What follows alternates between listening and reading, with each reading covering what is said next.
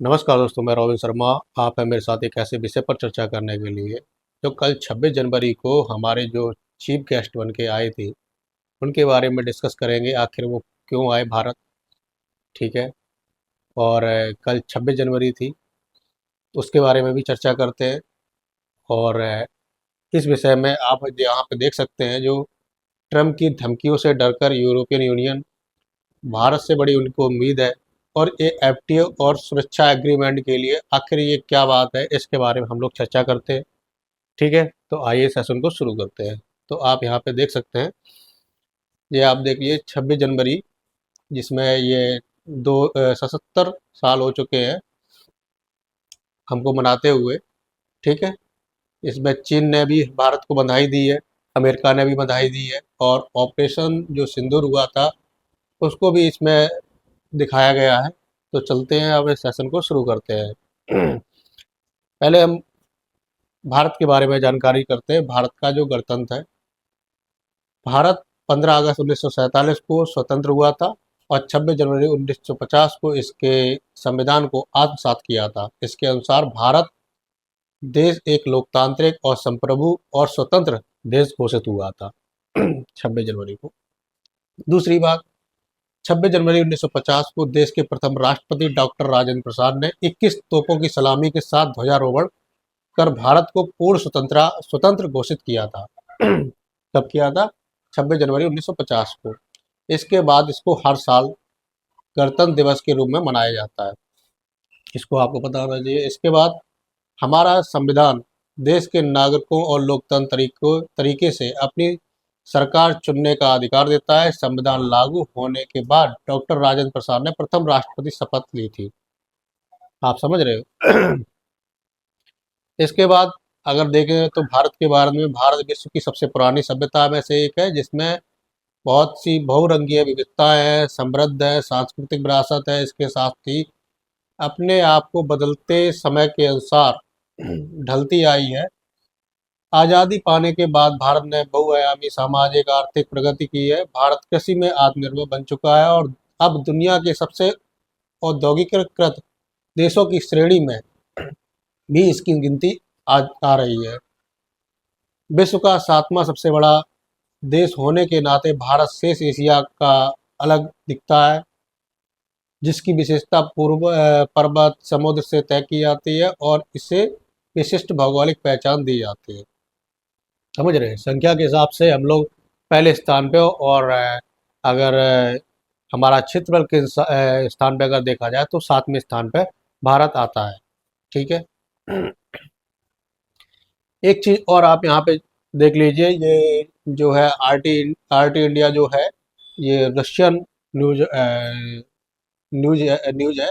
इसमें दिखाया जा रहा है कि जो वर्ल्ड टॉप आर्मीज है, रैंक्ड बाई ग्लोबल जो है, तो इसमें अगर देखते हैं कि तो यूनाइटेड स्टेट जो है ये पहले नंबर पे आता है, रसिया दूसरे नंबर पे आता है, चाइना तीसरे नंबर पे आता है, और चौथे नंबर पे अपनी इंडियन आर्मी आती है, इंडियन यानी कि फोर्स आती है। तो कह सकते हैं तो हम लोग विश्व में जो हमारे पास आर्म ताकत है और सैनिक है, इसमें हम लोग दुनिया के चौथे स्थान पर आते हैं पावरफुल में। समझ रहे हो?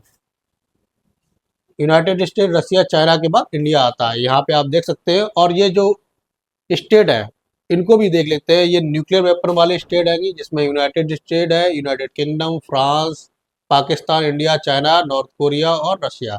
ये जो देश है ये न्यूक्लियर पावर में आते हैं। तो अब भारत न्यूक्लियर पावर भी है, और सैनिक में भी अगर देखा जाए तो चौथे नंबर की सेना आती है विश्व में। और यहाँ पे अगर पाकिस्तान की भी अगर चर्चा कर लेते हैं तो 14वें नंबर पे पाकिस्तान की सेना आती है विश्व में, ठीक है। इसके बाद आप यहाँ पे देख सकते हैं, तो 26 जनवरी को हमारे जो चीफ गेस्ट रहे हैं वो गणतंत्र दिवस पर, वो यूरोपियन परिषद के जो अध्यक्ष है एंटोनियो कोस्टा, और जो यूरोपियन आयोग के अध्यक्ष है उर्सुला वॉन डेर, ये दो लोग भारत में आए हैं। जो यू के अध्यक्ष है, ठीक है, यूरोपियन यूनियन के अध्यक्ष, और यूरोपियन यूनियन के जो परिषद के जो अध्यक्ष है, दोनों लोग भारत में चीफ गेस्ट बनकर आए हैं 26 जनवरी को। यहाँ पे आप देख सकते हैं, जे जो हमारे जो राष्ट्रपति हैं द्रौपदी मुर्मू, ठीक है, बग्गी पे जाते हुए देख सकते हैं, दोनों चीफ गेस्ट हैं। इसके बाद द्रौपदी मुर्मू है और उनके सुरक्षा गार्ड भी है, ये जाते हुए दिखाई दे रहे हैं। इसके बाद ये यहाँ पे झांकियाँ देख सकते हैं, गणतंत्र दिवस की झांकियाँ यहाँ पे भारत ने निकाली हुई हैं, वो यहाँ पे आप देख सकते हैं। ठीक है, द्रौपदी मुर्मू ने भी अपनी मतलब पिक्चर साझा की है, जो ऐतिहासिक बग्गी वगैरह है जो इन सब की। एक और चीज है, रिपब्लिक डे पर द्रौपदी मुर्मू ने जो एक है कैप्टन शुभांशु शुक्ला, ठीक है, ये इंटरनेशनल स्पेस स्टेशन पर ये रह चुके हैं और इनको अशोक चक्र दिया गया है, ये आप देख सकते हैं 26 जनवरी को। इसके बाद उर्सुला वॉन अपने उसमें ट्विटर पर लिखती हैं कि गणतंत्र दिवस समारोह में मुख्य अतिथि होना मेरे लिए जीवन भर का सम्मान है। एक सफल भारत विश्व को अधिक स्थिर, समृद्ध और सुरक्षित बनाता है और हम सभी को लाभ होता है। ये उर्सुला वॉन लिखती है। आगे क्या लिखती है उर्सुला वॉन कि मुझे आज भारत में आकर बहुत खुशी हो रही है। और एक यहाँ पे देखिए, भारत और यूरोप ने एक स्पष्ट विकल्प चुन लिया है। अब ये लाइन आप देखिए जो हमने आपको बता रहे हैं, भारत और यूरोप ने एक स्पष्ट विकल्प चुन लिया है। ये किस लिए बात कर रही है कि जब ट्रम्प ग्रीनलैंड को लेने के लिए जब बात कर रहे थे कि बार बार कि हम ग्रीनलैंड लेंगे, और जो यू के लोग थे, क्योंकि ग्रीनलैंड वो डेनमार्क का हिस्सा है और डेनमार्क यू का मेंबर है, तो यूरोपियन यूनियन ने कहा कि भाई आप ऐसा नहीं कर सकते हैं। तो जब 8 देशों ने, मतलब यूरोपियन यूनियन ने 8 देशों ने जब इसका विरोध किया, तो उन पर ट्रम्प ने 10% टैरिफ ठोक दिए और ये क्या कि आने वाले टाइम में आपको 25% टैरिफ और देना पड़ेगा। तो उनको दबाने के लिए इन लोगों ने ऐसा जब काम किया जाके, इसके बाद इन्होंने क्या किया, इन्होंने कहा कि ऐसे काम नहीं चलेगा, हमें और भी लोग तलाशने होंगे। इसीलिए जो जो यूरोपियन यूनियन के जो अध्यक्ष हैं, ठीक है, यानी कि 27 कंट्री जिसमें है, वो भारत में आई हुई हैं और इन्होंने सोचा कि भारत और हम मिलकर ट्रेड करते हैं और जो ट्रम्प है इनको बाईपास करते हैं। इसलिए इन्होंने तरीका निकाला, क्योंकि दुनिया में ये ट्रेड वॉर छेड़ रखा है इन्होंने, हर देश पे इन्होंने ट्रेड ट्रेड ट्रेड की धमकी लगा रखी है। तो उन्होंने यही कहा कि भारत और यूरोप ने एक स्पष्ट विकल्प चुन लिया है। फिर उन लोग की आगे देखिए, रणनीतिक साझेदारी, संवाद और खुलेपन का विकल्प है, हमारे पूरक शक्तियों का लाभ उठाते हुए और आपसी लचीलापन का निर्माण करना। और एक चीज और उन्होंने एक नोटिस कीजिए यहाँ पे, एक चीज और कहा है, हम इस खंडित दुनिया को दिखा रहे हैं कि एक और रास्ता संभव है। ये भी लाइन मेंशन करती है कि ऐसा नहीं है कि जो ट्रम्प है यानी कि अमेरिका है वही एक विकल्प के रूप में है, ठीक है, एक और भी रास्ता है, हम उस रास्ते के लिए जा रहे हैं और इसको हमने चुन लिया है। इस तरीके की उर्सुला वॉन डेर, आप उनके ट्वीट पर आप देख सकते हैं, ये उनका ट्वीट है, ट्विटर अकाउंट है, उस पर उन्होंने डाला हुआ है, ठीक है। इसके बाद वो क्या लिखती है, ये कहते हैं भारत के गणतंत्र दिवस पर यूरोपीय संघ और यूरोपीय संघ के सैन्य स्टाफ और हमारे समुद्री मिशनों में अटलांटा और एम्पायर्स के झंडों का प्रदर्शन हमारे बढ़ते सुरक्षा सहयोग का एक सशक्त प्रतीक है। और ये एक चीज और मेंशन इसमें करते हैं, इसका समापन कल हमारी सुरक्षा और रक्षा साझेदारी का हस्ताक्षर के साथ होगा। यानी कि ये भारत के साथ में सुरक्षा समझौता भी करना चाहते हैं, ये भी उन्होंने मेंशन किया है अपने ट्विटर में, ठीक है। दूसरी उन्होंने बात की है, जब ये मतलब दावोस शिखर सम्मेलन में थे, तब उन्होंने उस टाइम पे, ये आप 24 तारीख की ट्वीट देख सकते हो, उन्होंने तभी उन्होंने इस बात के लिए कहा है, सभी व्यापारिक सौदों की जननी, ठीक है, the mother of all trade deal, सभी व्यापारिक सौदे की जननी, हम व्यापार समझौते के बहुत करीब पहुंच रहे हैं और दिल्ली में जल्द ही मेरी मुलाकात होगी, ठीक है। उसी टाइम पे इन्होंने ये मतलब स्टेप लिया है। इसके बाद ये देख सकते हैं, जैसा कि हमने आपको बताया था कि यूरोप और ग्रीनलैंड और डेनमार्क साम्राज्य के साथ पूर्ण एकजुटता के साथ में ये दृढ़ और एकजुटता से ये खड़े हुए हैं। मतलब ये सभी यूरोपियन यूनियन, जब मतलब ट्रम्प बार बार कह रहे थे कि हमें मतलब ग्रीनलैंड चाहिए चाहिए, ग्रीनलैंड की ये रट लगाए हुए थे, तभी यूरोपियन यूनियन सब इकट्ठा हो गए और इन्होंने विकल्प के रूप में भारत को चुना, ठीक है। ये आप देख सकते हैं। इसके बाद यहाँ पे देख सकते हैं कि इनके बीच में एक डील हो चुकी थी, मतलब अमेरिका और यूरोपियन यूनियन के बीच में एक डील हो चुकी थी। ये लिखती हैं दिस इज भाई the proposal additional tariff are a mistake, मतलब इन्होंने जो अलग से जो टैरिफ लगाया, जब भाई पहले टैरिफ लगाया था, इसके बाद जब सेटलमेंट हो चुका था, इसके बाद ट्रेड डील हो चुकी थी, इसके बाद इन्होंने एडिशनल टैरिफ लगा दिया, ये मिस्टेक है, इन्होंने गलती करी है। दूसरी इन्होंने की बात कही है, the EU and US have agree to the trade deal last July, जब लास्ट जुलाई को हमारे यूएस और मतलब यू और यूएस के बीच में जब ट्रेड डील हो चुकी थी लास्ट जुलाई में, तो आ डील, मतलब जब डील होती है तो डील मतलब डील होती है, मतलब हो चुकी है, कंप्लीट हो चुकी है। And when friend shake hand it means it must mean something, ठीक है, जब मतलब कोई फ्रेंड हैंड शेक कर लेता है, इट मीन कुछ मतलब है, समझ रहे हो, कुछ तो है। तो इन्होंने इस तरीके की बात कही है। वैश्विक परिवर्तन का एक क्षण खतरों से भरा हुआ है और यूरोप को इससे भी तेजी से बदलाव की तैयारी करना चाहिए और अधिक आत्मनिर्भर बनने की राह पे निकलना चाहिए, क्योंकि जो ट्रम्प है वो सबको अपने अधीन रखना चाहते हैं। और रॉयटर्स की खबर है, रॉयटर्स की खबर में ये क्या आ रहा है ये आप देखिए। भारत ने यूरोपीय संघ से आयोजित कारों पर टैरिफ को 110, मतलब ऐसा है, भारत जो यूरोप से जो कारें आती है इंडिया में, तो उन पर भारत 110% टैरिफ वसूलता है। भारत कहता है या तो आप मेरे यहाँ पे आकर बनाओ तो कोई दिक्कत नहीं है, अगर आप बाहर से माल मतलब बेचोगे, मेरे देश में माल आएगा तो हम 110% टैरिफ लेंगे। लेकिन अब क्या हुआ, जाके भारत ने इसको घटा के 40% करने की मतलब योजना बनाई है, ठीक है। और ये देश के विशाल बाजारों के लिए अब तक का सबसे बड़ा खुलापन है, क्योंकि दोनों पक्षों में मुक्त व्यापार समझ रहे हो, ये आप देखिए फ्री ट्रेड पैक्ट, मतलब एफटीए करने की बात है, फ्री ट्रेड एग्रीमेंट, इसको बता देंगे एफटीए होता क्या है। ये 27 जनवरी तक हो सकता है, यानी कि आज ये एग्रीमेंट होने की संभावना बताई जा रही है, ठीक है। यहाँ पे आप देख सकते हैं रॉयटर्स की ये खबर है, ठीक है। इसमें आप देख सकते हैं India to slash tariff on cars to 40% in trade deal with you, ये सोर्सों की खबर आ रही है। यहाँ पे आप देख सकते हैं जो 110% का टैरिफ वो 40% हो जाएगा, और ये भी बताया जा रहा है कि this will be further lower to 10% over time, मतलब ये आगे चलकर ये 10% भी टैरिफ हो जाएगा घट कर कर, मतलब जहाँ पे 110% 40% पे स्लैब पे आएगा, 40% से फिर ये नीचे 10% की स्लैब पे आ जाएगा। और जो मतलब यूरोपियन यूनियन है वो, जैसे फॉक्स वैगन है, मर्सिडीज है, ठीक है, और BMW वगैरह है, जो गाड़ियां हैं ये मतलब यूरोपियन यूनियन बनाती है और ये बहुत महंगी गाड़ियां होती हैं। और भारत से जो बाहर से माल आता है तो हम लोग टैरिफ वसूलते नहीं, क्योंकि हमारा जो इंडियन मार्केट है वो बर्बाद हो जाएगा, इसके कारण ये सब चीज किए जा रहे हैं, ठीक है। जैसा कि इंडिया एंड यू के बीच में फ्री ट्रेड एग्रीमेंट हो रहा है, ये आप देख सकते हैं। और यहाँ पे एक चीज और देखिए, ये दुनिया को डराने वाले ट्रम्प यूरोप के आगे क्यों झुके हैं, ये द भास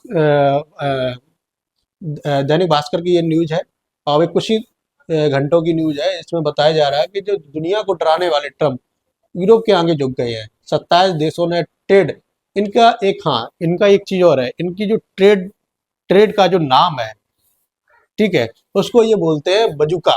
जिन्होंने मतलब अमेरिका और यूरोप के बीच में जो ट्रेड डील हुई थी, उस ट्रेड डील का नाम था बजूका, ठीक है। बजूका को धमकी दी है, घबराए ट्रम्प ने 10% टैरिफ हटा दिया। इन्होंने जो 8 देशों पर टैरिफ लगाया था, ठीक है, 10% लगाया था, इसके बाद उन्होंने कहा था कि आने वाले टाइम में 25% आपको देना होगा अगर ग्रीनलैंड पर अगर मेरी बात पर सहमति नहीं हुए। इसके बाद ये क्या हुआ, जब मतलब यूरोपियन यूनियन सब इकट्ठा हुआ और इकट्ठा एक साथ होके अपनी बात रखी, बात रखने के बाद में जब ये दूसरे देशों के पास में, भाई तुम्हारे यहाँ माल अगर जाएगा, और ये एक सबसे बड़ी पता जो ट्रम्प गलती कर रहे हैं, भाई बेचने वाला क्या है, उसका जो माल है वो उतने में बेचेगा, ठीक। कोई पेन है, अगर पेन अगर मान लो, ठीक है, 5 रुपए का हुआ जाके, यानी कि मान लो 10 रुपए का पेन हुआ जाके, ठीक है, उस पे आप 10 रुपए का पेन मान लो उसने मतलब उस कंट्री को बेचा, तो उस कंट्री वाला जो ओन मालिक होगा, वो उस अगर तुम उस पर उस कंट्री पर मतलब माल पे टैरिफ लगा दोगे, तो 10% वाला अगर 50% अगर टैरिफ लगा दोगे तो 15 रुपए पहुंच जाएगा। तो उस कंट्री वाला मालिक वो माल को खरीदेगा, अगर खरीदेगा तो वो महंगे दाम पे खरीदेगा, तो नुकसान मतलब यानी कि वो जो वहाँ की जो जनता है वो महंगे दामों पर वो उस चीज को खरीदेगी, तो नुकसान दोनों को होता है, ऐसा नहीं है कि एक को नुकसान होता है, ठीक है। अगर मान लो उस कंट्री का माल अच्छा हुआ तो वो महंगे दाम पे बिकेगी, चाहे कुछ भी हो, तो इनको फायदा हो सकता है, लेकिन उनकी जनता की जेब कटेगी।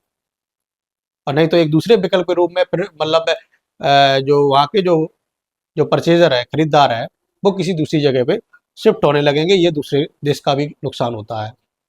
तो ये चीज़ है। तो इसके बाद इन्होंने वो जो टैरिफ है 10% वो हटा दिया है। अब एफटीए के बारे में बात कर लेते हैं। ये एफटीए क्या है? एफटीए मतलब फ्री ट्रेड एग्रीमेंट होता है, यानी कि मुक्त व्यापार समझौता। हम लोग दोनों लोग मतलब जैसे हम लोग किसी दो कंट्रियों के बीच में एफटीए अगर हो जाता है, तो एफटीए का मतलब होता है कि दोनों देश आपसी में व्यापार कर सकते हैं, कोई दिक्कत नहीं होगी। फ्री ट्रेड एग्रीमेंट होता है। आप मेरे देश में माल बेचिए, हम आपके देश में माल बेचेंगे, जितना चाहे उतना माल बेच सकते हैं। ये होता है फ्री ट्रेड का एग्रीमेंट में। इसमें नुकसान भी होता है कि अगर मान लो कोई देश है वो ज़्यादा माल उसमें बेच देता है, तो नुकसान भी हो जाता है, डंप कर देता जाके।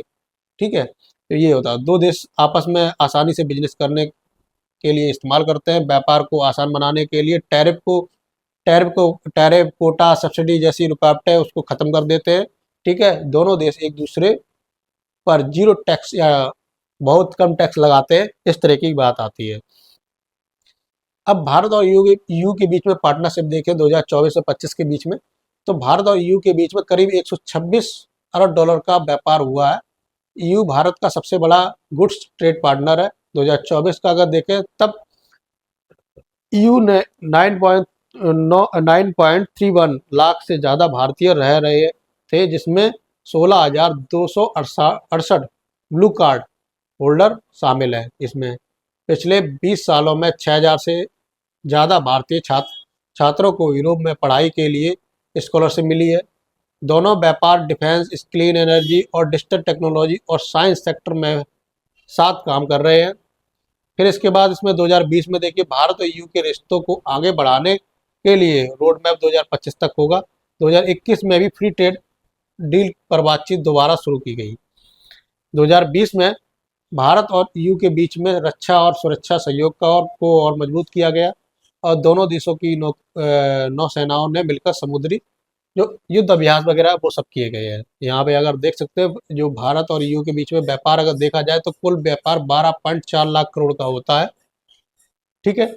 इसमें भारत मतलब 6.9 करोड़ का मतलब व्यापार करता है, और यू 5.5 लाख करोड़ का व्यापार करता है। अब ये दोनों लोग, भारत मतलब इनको जो बेचता है वो diesel, aviation fuel, smartphone, electronic सामान, कपड़े, केमिकल, दवाइयाँ, लोहा, स्टील, ये हीरे जवाहरात वगैरह, ये मतलब यू को बेचता है। यू भारत को जो बेचता है वो हाई एंड मशीनरी, इंडस्ट्रियल उपकरण और turbojet engine, mobile parts, electronic chips, विमान, मेडिकल डिजाइन, ये सब चीज़ मतलब भारत को बेचता है। अब एक चीज़ और आप बात कर लेते हैं कि भारत से समझौते से भारत को क्या फ़ायदा हो सकता है। इस समझौते से पॉइंट पॉइंट आप नोट कीजिए। पहली बात इसमें जो है, भारतीय कपड़े, जो जूते को लेदर प्रोडक्ट पर लगाने वाली 10% ड्यूटी कम या खत्म हो सकती है। भारतीय गारमेंट, लेदर और फुटवियर सेक्टर को फायदा हो सकता है, पहली चीज़। दूसरी चीज़ है, फ्रांस, जर्मनी जैसे ईयू देश भारत में डिफेंस फैक्ट्रियां लगा सकते हैं, जिससे भारतीय हथियार कंपनियों को ईयू के डिफेंस फंड्स तक पहुंच मिल सकती है। दूसरी चीज़ है कि भारत को हथियार में फायदा मिल सकता है। तीसरी चीज़, फार्मा को और केमिकल सेक्टर में भारत का व्यापार हर साल 20 से 30% तक बढ़ सकता है, क्योंकि दवाओं की मंजूरी और नियम आसान होंगे। ठीक है? क्योंकि भारत मतलब सबसे ज़्यादा जो दवाइयाँ बनाता है और एक्सपोर्ट भी करता है, तो ये भी एक फ़ायदा होगा।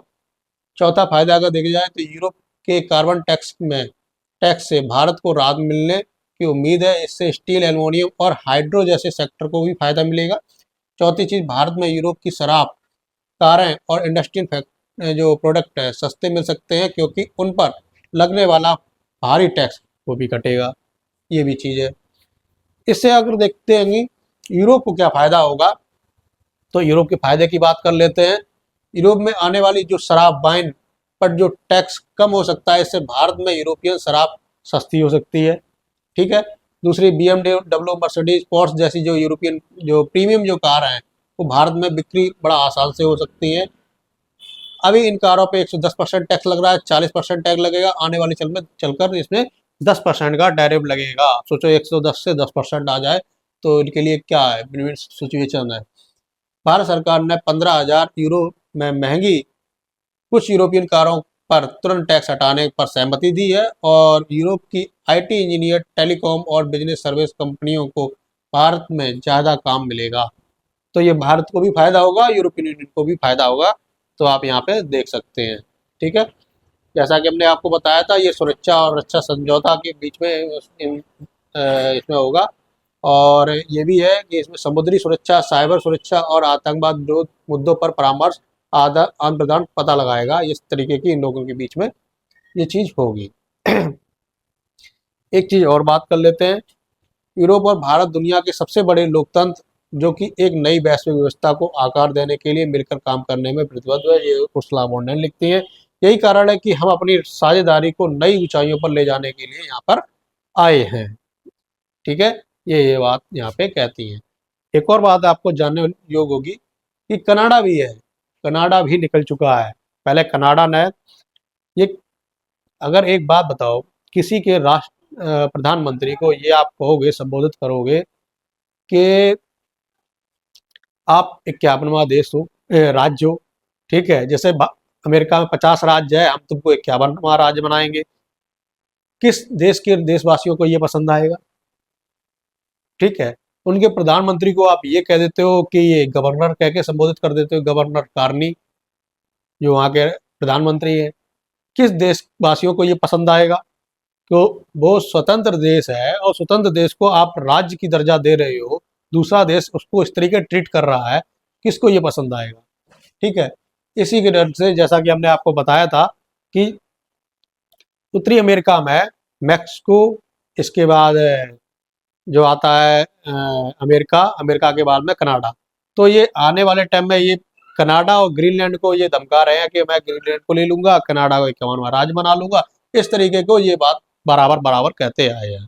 इसी बीच में कनाडा निकला है, कनाडा निकल कर चीन के पास गया और चीन के पास में जाकर वहां पे समझौता कर लेता है।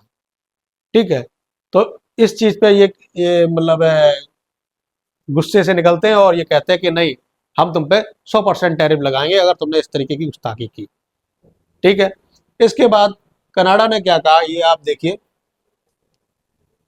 यहाँ पे देखिए, जो वहाँ के कनाडा के फॉरेन मिनिस्टर है, फॉरेन मिनिस्टर रीता आनंद है।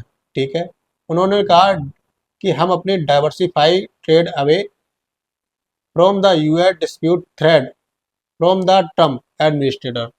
ठीक, जो इन्होंने ये बात कही है, जो यूएस है वो हमें लगातार धमकी दे रहा है। ठीक है, Trump administrator, Canada has no choice, Canada के पास कोई चॉइस नहीं है। ठीक है, इसलिए उसने चीन के साथ में समझौता कर लिया है। अब वो इन्होंने ये भी कहा है कि एनर्जी मिनिस्टर जो उनके हैं, टिम हॉड्सकन, इन heading to Goa in Western India, where he will attend an energy conference and hold a meeting with official in Indian industry and Prime Minister Narendra Modi government. ठीक है, ये भी लिखते हैं, कार्नी कार्नी कहते हैं, Carney is also planning to visit India soon. ये कह रहे हैं कि आने वाले टाइम में हम इंडिया में भी विजिट करेंगे और ये संभवतः है कि मार्च तक लो हम ये ट्रिप करेंगे। तो ये भी कह रहे हैं कि हमने चाइना के साथ में ट्रेड डील कर रखी है और अब मैं इंडिया के साथ में ट्रेड डील करने जा रहा हूँ, ये भी बात कहते हैं। अब यहाँ पे आप देख सकते हैं कि कनाडा क्या करता है, कनाडा माल सबसे ज़्यादा बनाता है और बनाने के बाद में वो माल अमेरिका में चला जाता है। तो कनाडा के लिए ये फायदा रहता था, लेकिन जब से इन्होंने टैरिफ वॉर छोड़ रखा है ना एक अपना हथियार, तब से ये अपने आसपास के लोगों को, बाहर के लोगों को, सबको एक समान ट्रीट कर रहे हैं, चाहे दोस्त हो या दुश्मन, सबको एक समान। तो इस वजह से कनाडा को लगा कि अगर आने वाले टाइम में अगर हमने इनको अभी नहीं रोका तो आगे चल के क्या होगा, उस चीज़ पे इन्होंने एक्शन लेना स्टार्ट कर दिया है। तो इन्होंने चाइना के साथ ट्रेड डील कर रखी है, अब ये इंडिया के साथ में भी ट्रेड डील करने के लिए आ रहे हैं। तो आप देख सकते हैं, यूएस देखिए, यहाँ पे जो आपको ये ब्लैक और ये ऑरेंज टाइप की जो लाइन दिख रही है, ऑरेंज टाइप की जो लाइन दिख रही है, ये देखो एक्सपोर्ट बाय कनाडा, जो कनाडा एक्सपोर्ट कर रहा है यहाँ पे। ठीक है, सबसे ज़्यादा एक्सपोर्ट कर रहा है कनाडा, इसके बाद कर रहा है चाइना, फिर इसके बाद जापान, इसके बाद साउथ कोरिया, इसके बाद इंडिया है। आप देखिए, ये सबसे ज़्यादा व्यापार करता था। ठीक है, और जो अमेरिका जो यानी कि 600 बिलियन मतलब अगर देखा जाए तो इनका व्यापार होता था। ठीक है। और इधर देखा जाएगा तो $800 बिलियन, मतलब यानी कि कह सकते हैं कि मतलब यानी कि जो ब्लैक ब्लैक लाइन देखते हैं, यानी कि ये माल है जो इम्पोर्ट बाई, मतलब जो कनाडा है वो इम्पोर्ट कम करता है, ठीक है, एक्सपोर्ट ज़्यादा करता है, इसलिए इनको फायदा होता है। ये आप ट्रेड डील में देख सकते हैं, ये 2024 की ट्रेड डील है, ठीक है।